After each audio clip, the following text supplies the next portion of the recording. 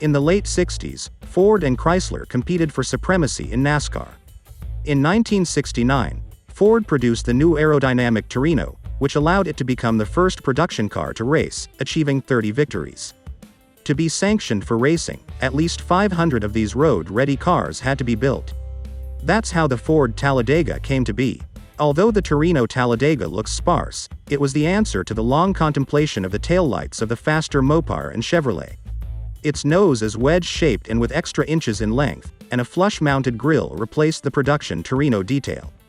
The Talladega Street version, named after NASCAR's fastest track, uses a 428 Cobra jet engine with 335 horsepower and a drag pack oil cooler. And while the car looked killer on the streets, it was deadly in a NASCAR setup.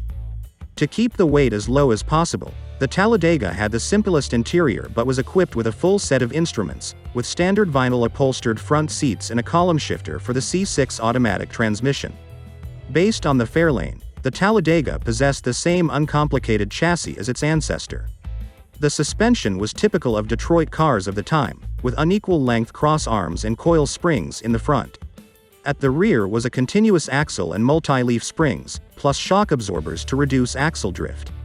All production Talladega trucks were powered by the larger 428 Cobra Jet V8 engine. This engine, whose power was underestimated at 335 horsepower, was Ford's primary racing engine in the late 60s. They had a 10.6:1 compression ratio and steel crankshafts, and they got their fuel from a Holley 735 CFM 4-chamber carburetor. This was a street engine. The racing version of the car for NASCAR used the Harsh Boss 429 semi-engine, which received NASCAR approval on the Mustang 429 the same year.